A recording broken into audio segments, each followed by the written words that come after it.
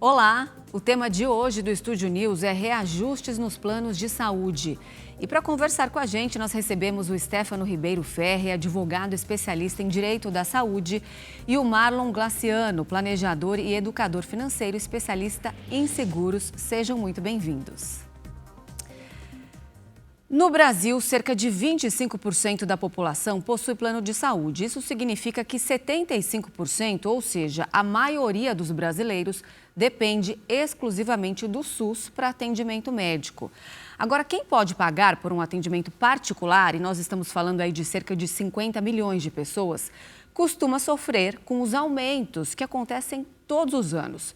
Por isso, para a gente começar, eu quero perguntar para o Stefano quais são os tipos de planos que existem e qual a política de reajustes para cada um deles. Olá, Renata, obrigado pelo convite. Para a gente entender como o reajuste funciona para os planos de saúde, nós temos que dividir em dois grandes grupos. Então, primeiro a gente tem os planos individuais e familiares, e do outro lado nós temos os planos coletivos, que são os coletivos por adesão, pequenas e médias empresas.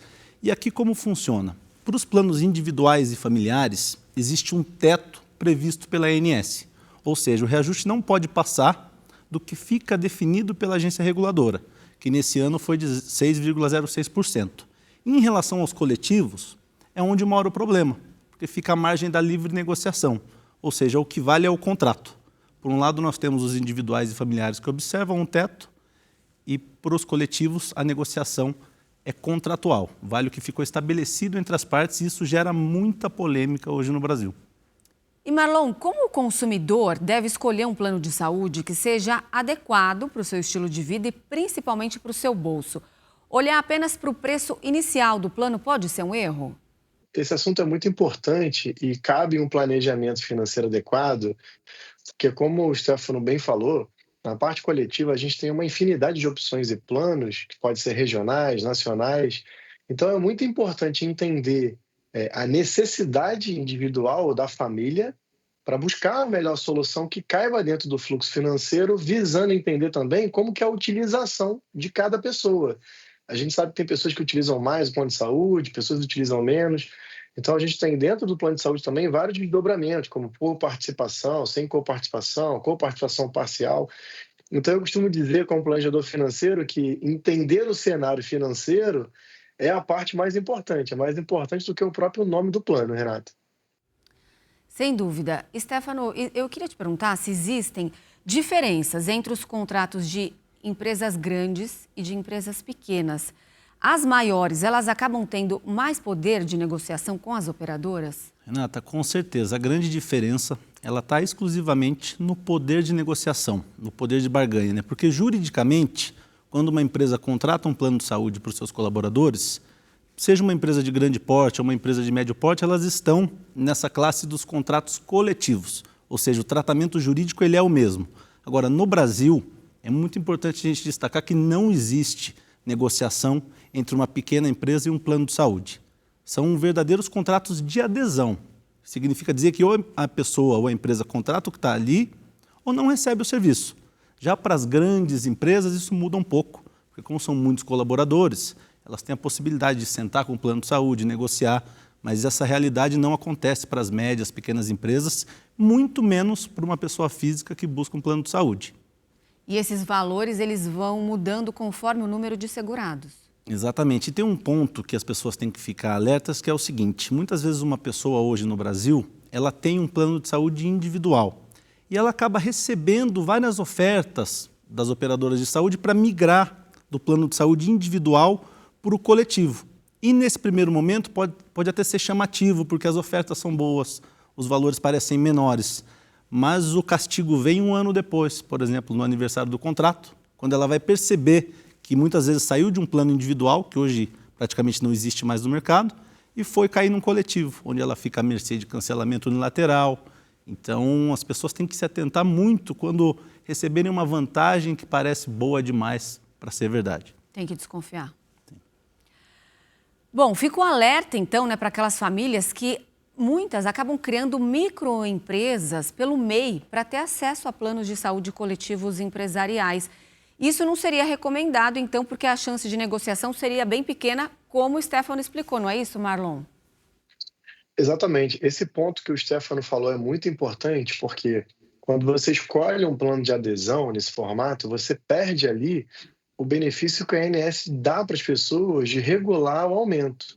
Né? Como ele bem diz, a gente teve um aumento de 6,06. Esse aumento ele é previsto baseado na inflação, que é o IPCA, e mais os custos médicos, como sinistralidade, que é o termo utilizado no plano de saúde. Então, eu já percebi e vejo muitas pessoas migrando de um plano individual para um plano MEI, e muitas operadoras ou seguradoras atualmente têm uma carência desse CNPJ aberto de 6 meses a 1 ano. Então, já de cara, às vezes é impossível contratar o plano, porque ainda não estou na carência básica e mínima para poder contratar. E o segundo ponto é a surpresa, no reajuste, porque às vezes as pessoas não utilizam o plano com sabedoria, o índice de utilização é muito elevado, e quando você está fora de um plano que rege ali o regime da ANS, você tem tanto o reajuste por idade, como o reajuste por utilização. Então é muito importante se atentar a esses detalhes. Já que nós estamos falando desses planos coletivos, as empresas, elas não são obrigadas a fornecer um plano de saúde aos colaboradores e quando ele existe, o funcionário também não é obrigado a aceitar o que lhe é proposto. Quais as vantagens aí de oferecer esse serviço, então, e quando ele existe, quais as regras que precisam ser cumpridas? Renata, em regra, não é obrigatório que uma empresa forneça plano de saúde para os colaboradores. E quando ela fornece, por exemplo, se for um plano, um benefício com coparticipação, nesse caso, o trabalhador ele pode escolher se ele quer aderir ou não, até porque ele vai ter um gasto financeiro exatamente com a taxa de coparticipação, né? Então, nesse caso, ele pode escolher se vai aderir ou não. Não há obrigatoriedade para as empresas de oferecer, mas quais são as vantagens? Primeiro que hoje isso tem sido um diferencial competitivo. Muitas pessoas não olham mais para o salário. A sociedade está em transformação e tanto o plano de saúde quanto o vale alimentação são os principais requisitos que as pessoas olham, além do salário, para decidir se vai para a empresa A ou empresa B. Então, primeiro, o diferencial competitivo, e para as empresas, isso significa também um possível benefício tributário, porque despesas com plano de saúde podem ser lançadas, né, como despesas e ser abatidas do imposto de renda para as pessoas jurídicas. Então, além de um benefício para atrair talentos, pode ser uma redução de despesas. Muito bem explicado. Agora, com esses reajustes altos que a gente vem falando aqui, ultrapassando muitas vezes a casa de 2 dígitos, empresas e trabalhadores têm enfrentado também dificuldades para manter esses contratos viáveis.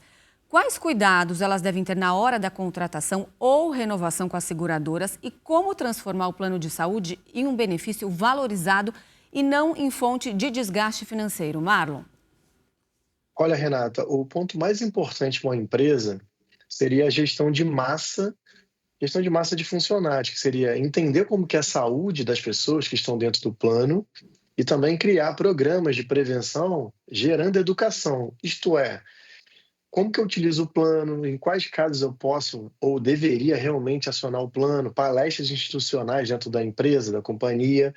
E também muitos planos de saúde ou assessorias oferecem um serviço de atendimento ao colaborador, onde ele pode fazer um primeiro filtro. Isso tudo para preservar a massa, que seria a população que está dentro desse plano, a fim de não aumentar a sinistralidade. Eu sei que é um nome diferente do comum, mas sinistralidade, na verdade, é o ato de consumir o plano.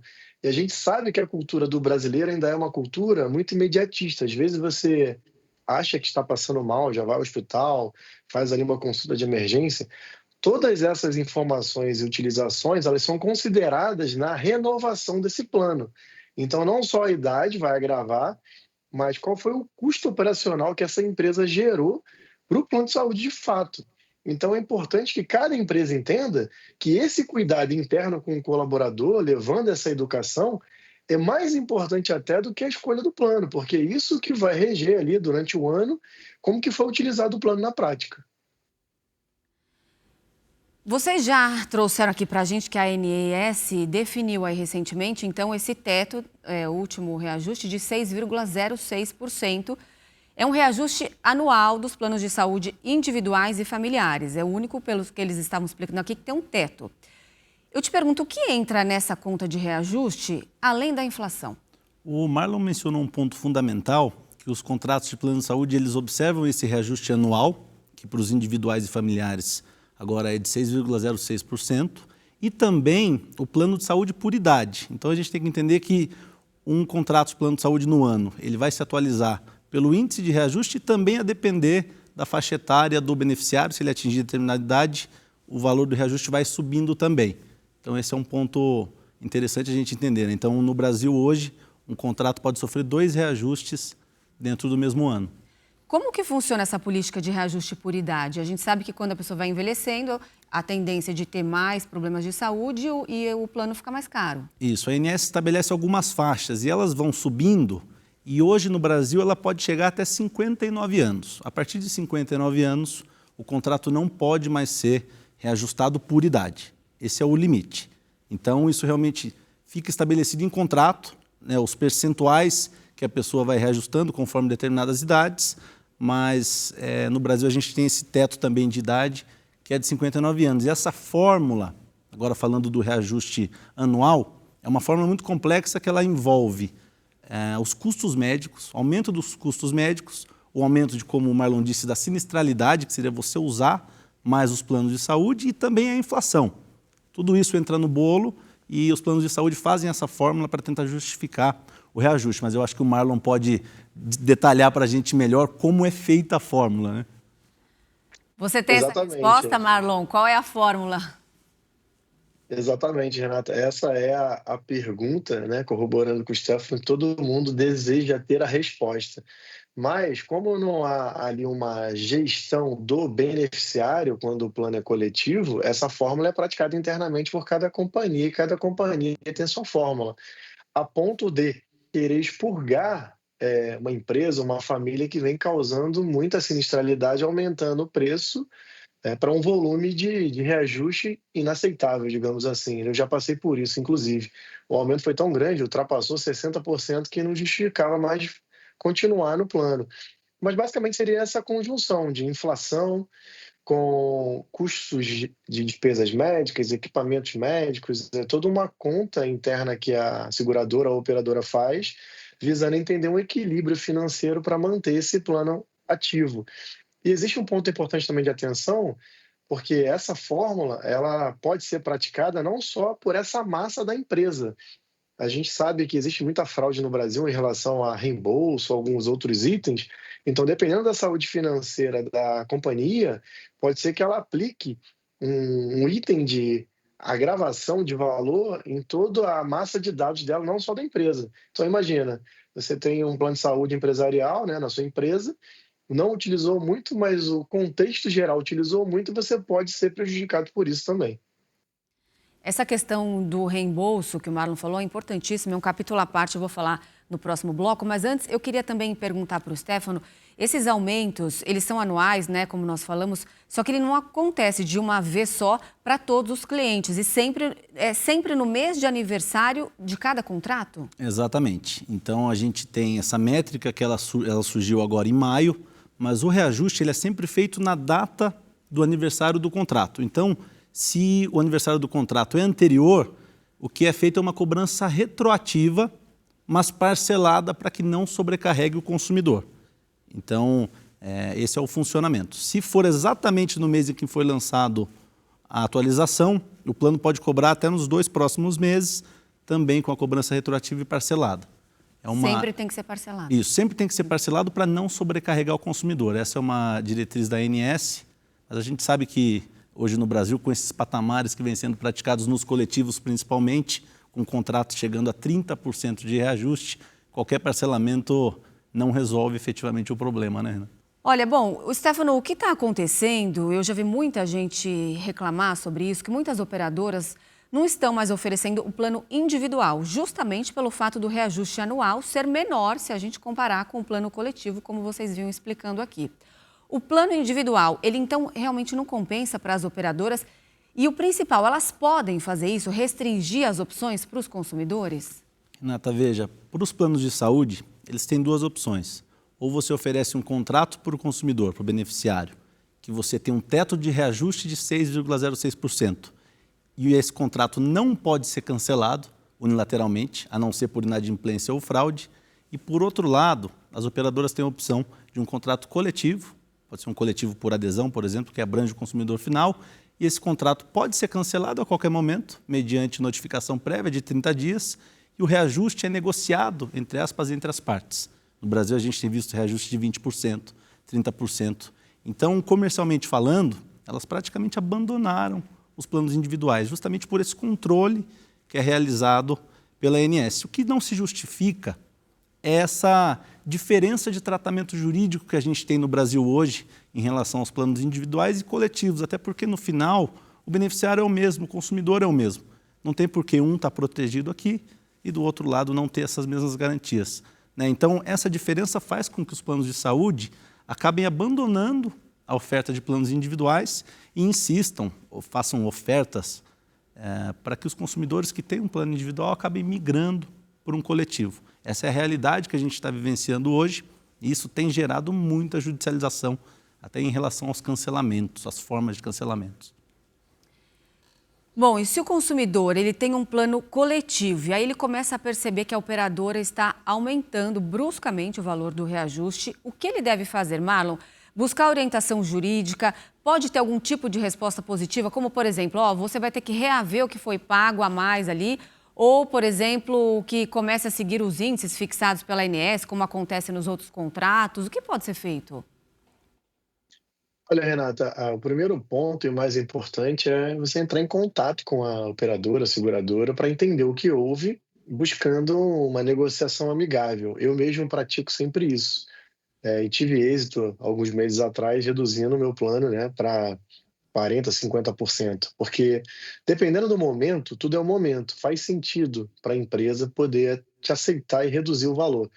Agora, se você entende que o valor não está correto, não está sendo praticado da forma correta, adequada, aí sim você deve buscar uma orientação jurídica de um profissional especializado no assunto para que você possa entender no contrato se está correto, se realmente esse comportamento da seguradora deveria apresentar esse ajuste, se já está na fase de ajuste. A gente sabe que o ajuste é uma vez ao ano, na idade de aniversário do contrato.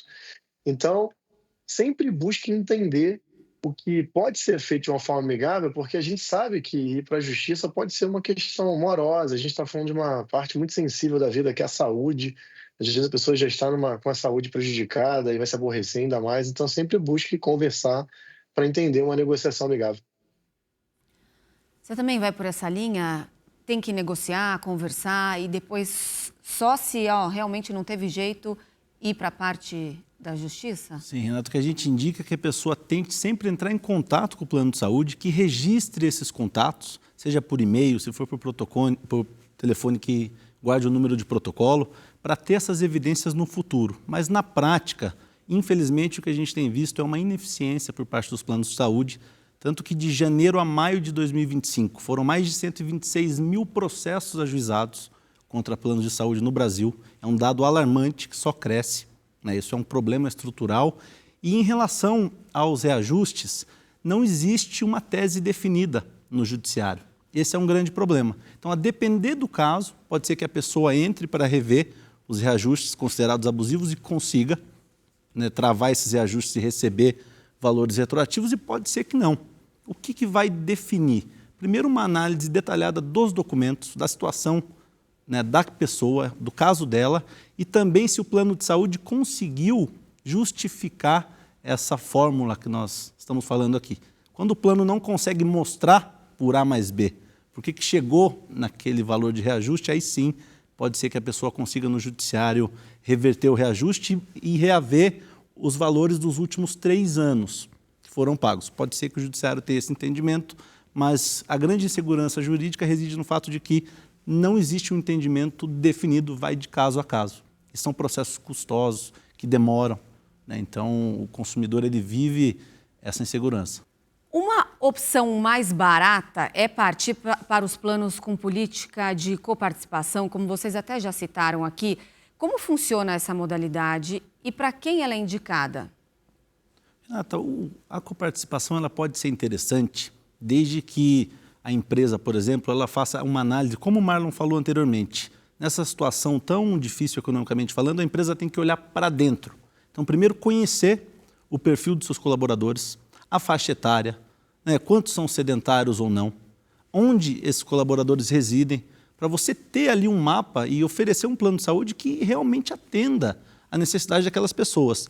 Então, se você tem, por exemplo, um quadro de colaboradores mais jovem, eventualmente um plano com coparticipação pode ser interessante porque ele significa que o beneficiário ele participa também com um percentualzinho em cima de cada procedimento. Hoje a gente já tem decisão do Superior Tribunal de Justiça limitando a coparticipação a 50% do valor da mensalidade. Então, a coparticipação significa que a pessoa também arca com um pedacinho do custo para cada procedimento. Isso pode funcionar também como um racional para a pessoa realmente pensar se ela precisa daquele procedimento ou não. Então, para que a pessoa não saia simplesmente utilizando sem realmente precisar. Óbvio que isso não pode funcionar também como uma barreira para que a pessoa desista de utilizar o plano de saúde, porque a coparticipação está muito alta. Então, por isso teve essa decisão do STJ, mas a coparticipação pode ser interessante a depender do perfil dos colaboradores de uma empresa ou até de uma pessoa física que queira um plano nesse sentido. Mas como que ela funciona nos casos de emergências, de internações? Porque são procedimentos ali que geralmente têm um custo bastante alto. Sim, o que a gente tem é essa limitação, né? Então, hoje no Brasil, é um plano, é um tipo de plano que os detalhes não são muito bem definidos, muito fica para a margem da livre negociação dos contratos, mas a gente percebe o judiciário limitando situações abusivas, como essa, por exemplo, de que uma coparticipação não pode chegar ao valor da mensalidade. Né? Ela não é uma forma de você dividir o risco do negócio entre plano de saúde e consumidor. Então, isso é interessante, a gente vê o judiciário agindo nesse sentido, né? E o que a gente espera para todos os tipos de plano de saúde é que exista uma legislação que venha abarcar todas essas situações para que não fique tudo desaguando no judiciário. Né? Se o consumidor está insatisfeito com o preço ou a abrangência do serviço e quer trocar, como acontece a portabilidade de carências, Marlon?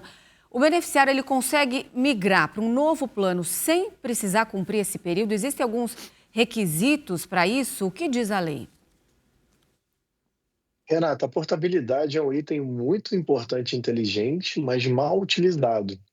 Na prática, você tem o direito de migrar de um plano para outro, desde que as características sejam iguais. Então, imagina que eu estou num plano A e eu quero ir para um plano B, porque esse plano B é mais em conta, faz mais sentido para mim, me atende melhor a minha região, e as características desse plano B são muito parecidas ali, no detalhe do contrato. Então, por lei, eu posso solicitar essa portabilidade. Só que, normalmente, existe um evento onde você tem o papel do corretor, você tem o papel da seguradora e o cliente. Esse corretor, ele é comissionado. Então, quando ele faz uma portabilidade, é comum que ele não receba a comissão. E, por outro lado, a seguradora também, às vezes, não quer aceitar essa pessoa, essa massa que está vindo de outra seguradora, porque pode ter muita sinistralidade. Então, é importante que as pessoas saibam que isso é um direito delas. Elas podem solicitar esse direito, né? E devem fazer sempre uma análise. Eu digo sempre o seguinte: o plano de saúde é um produto que requer uma análise anual, até para você entender se essa necessidade de mudança, ou portabilidade, ou até migração mesmo de plano, né? Mudar de um plano para o outro, já faz sentido. Às vezes você teve um agravamento de valor pela idade versus sinistralidade nesse ano, e existe uma outra empresa que tem uma condição melhor e que possui as mesmas características do plano que você tem. Às vezes ela está fazendo uma campanha, a gente sabe que acontece muito isso no Brasil, não é uma área muito bem regulada, como o Stefano bem disse. Então é importante você ter ali o apoio de um profissional qualificado que sente com você uma vez ao ano e entenda ali como que está o seu cenário de necessidade e quais são as opções que a gente tem no mercado disponíveis para comercializar. Alguns planos de saúde têm aquela política de reembolso, né, para quando o segurado precisa fazer uma consulta ou um exame particular.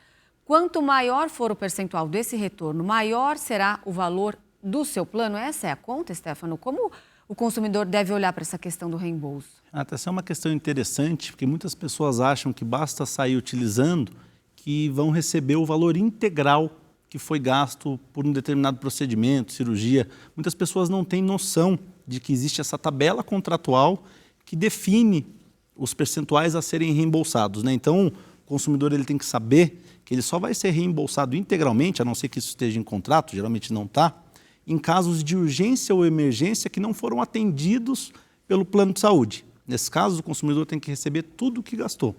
E também quando o plano de saúde não tem um estabelecimento credenciado para oferecer um determinado tratamento que ele precisa. Nesse caso, o consumidor pode fazer fora da rede credenciada e tem direito a receber 100% dos valores que foram gastos. Fora isso, o que vai obedecer à relação entre eles é o contrato. Então, claramente, falando de relação comercial, né, quanto melhores forem os retornos, eu acredito que sim, esse plano vai ficar mais caro. E um outro ponto que envolve questões de reembolso que as pessoas têm que tomar cuidado são as fraudes. Muitas pessoas acabam caindo em fraudes envolvendo o famoso reembolso assistido, por exemplo, e quando vão atrás do plano de saúde, não recebem nada. Quando a gente fala de reembolso assistido, hoje a gente tem visto na mídia várias matérias de clínicas que abordam as pessoas e oferecem exames preventivos gratuitos, entre aspas. E o que acontece é que essa pessoa vai fazer o exame e a única contraprestação que é solicitada dela é a senha e o login do plano de saúde. Então a clínica faz o pedido de reembolso diretamente para o plano de saúde, que é proibido, a pessoa não pode passar a senha e o login do plano de saúde para terceiros, e em alguns casos, obviamente, não conseguem esse dinheiro, porque para o plano de saúde não há reembolso sem prévio desembolso. Então a clínica não consegue esse dinheiro, o consumidor entra em apuros, né? Pode ter inclusive seu contrato cancelado por fraude, é um dos requisitos para cancelar um contrato unilateral, por exemplo. Então esse risco é muito grave, as pessoas têm que tomar cuidado para não aceitar qualquer vantagem. Justamente sobre essas fraudes que eu queria falar, porque elas têm se tornado um problema cada vez maior. A gente vem acompanhando isso aqui no Brasil, gerando impactos financeiros expressivos.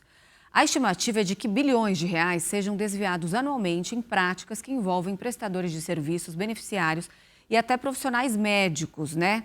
E muitas dessas fraudes envolvem justamente manipulação de reembolsos, falsificação de atendimentos, como o que o Stefano estava falando, e também outras irregularidades.